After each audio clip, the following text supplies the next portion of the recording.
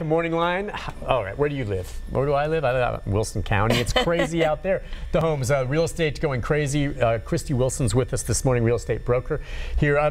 Your range, by the way, just so our viewers know, I mean, you can talk in general about all kinds of real estate, but you basically Nashville Metro City Center, and then on out. Do you handle to the surrounding counties? Sure I mean, you'll do Rutherford County, you'll do Wilson County, Sumner County, if whatever, you know. That's right. Okay. We sell all over Middle Tennessee. Gotcha. All right. Listen, we've got Jack next. Jack, good morning.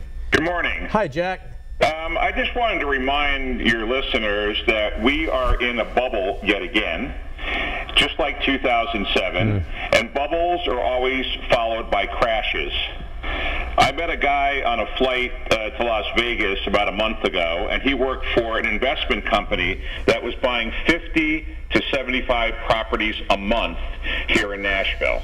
And he said his company was one of about 7 of the major ones, not to mention all the minor ones. So when you wonder why there's no inventory in the market, it's quite simple.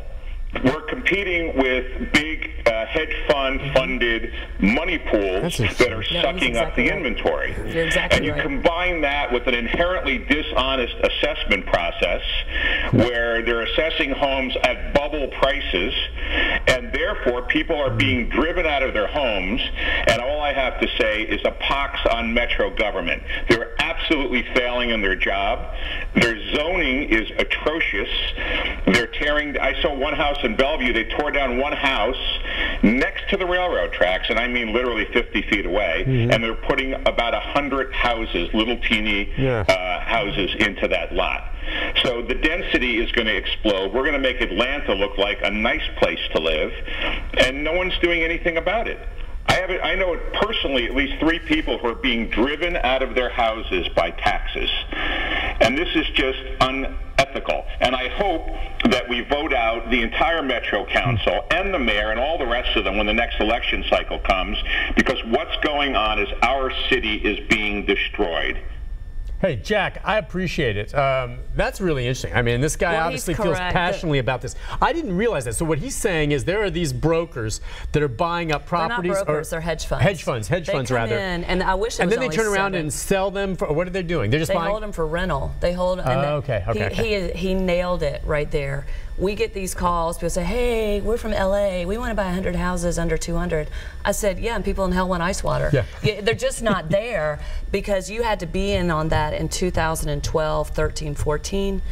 And he is exactly right. It makes me crazy, because our first-time home buyers can't find property because that 200, 250 and under has been sucked up by these guys.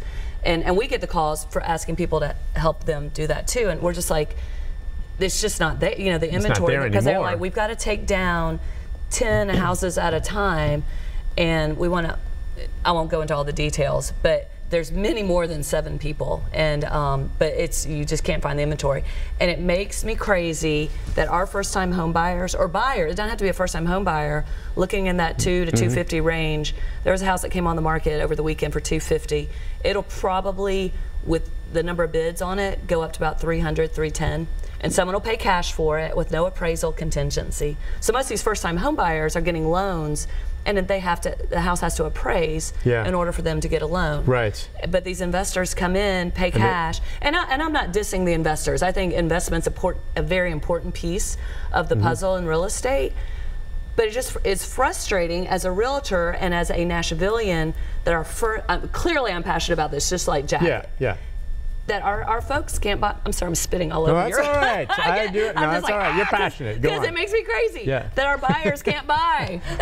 And even our investors who want to buy one home, it's hard for them to find one because these people are swooping in. And it's all to then turn around and rent. And that's how these hedge funds make money then. Right, because they're looking at their return. They want to get, most of them want to get a 6% return, which is more than I mean, it's a consistent return that they may or may not be able to get in the stock market or on anything else. It's like they say, the safe real estate investment. Is he right about then this? I don't know if that contributes to the bubble that he's referring to. Well, are we there in this? We always hear bubble now, and it takes us back to 2007 when that's scary stuff, and it's meaning artificially inflated. And I agree with him. I see some prices that we're paying per square foot, and I'm like, are you insane?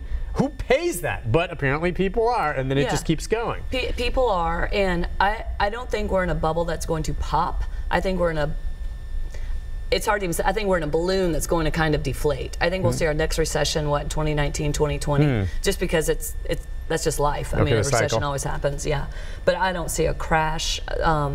The crash, there were so many factors that contributed to the 2007, 2008 crash, with the bad mortgages, the scams on that, the betting against. I mean, if you've ever seen The Big Short or read the book, right. I mean, there were so many things that contributed to that. But we will always see, every 20 years, you just see a cycle of things go up, things temper, things go back up, things temper. It's a real estate cycle. And if you don't have the grit to stay in the business through all that, I mean, it's scary. I mean, it's scary. You just really have to have a lot of tenacity and grit because it's just a cyclical profession and the market. Okay, so yeah, it goes in cycles. Yeah, but I'm going to disagree respectfully with Jack on this point.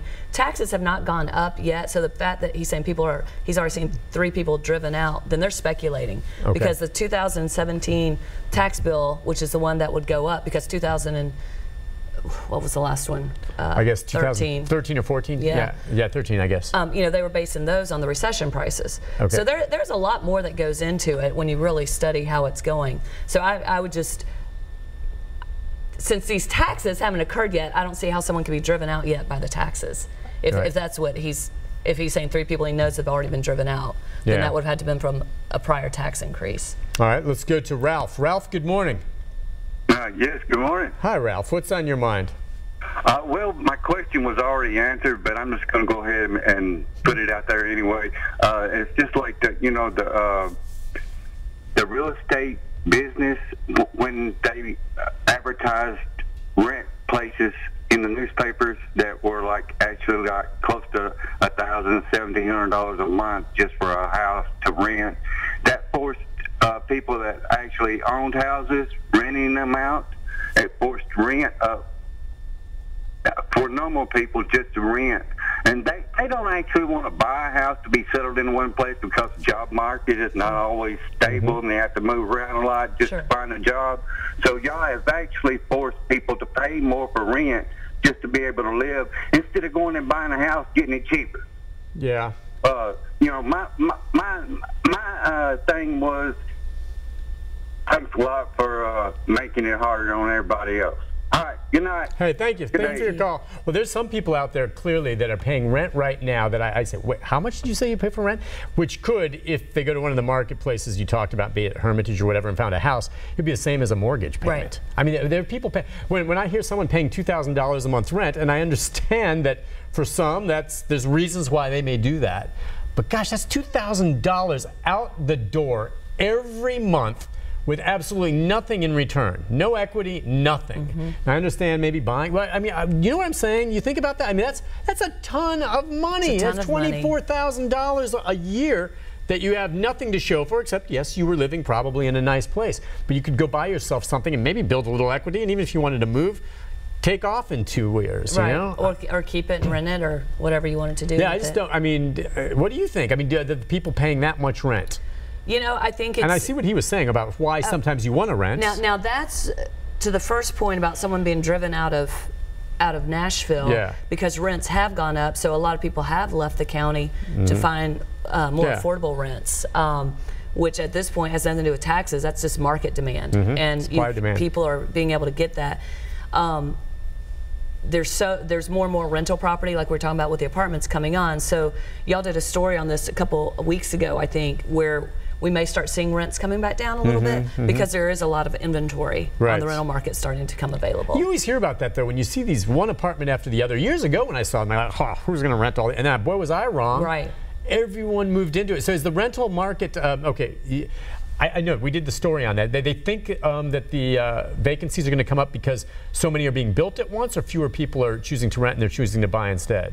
You know, it could be anything. Okay, I didn't know. It could be anything. Now, a lot of people, even though they're paying a rent rate and they could be buying could be getting a mortgage for less, maybe they're only here for a couple of years. You know, maybe they came on a job with Vanderbilt that says you have a 2-year commitment.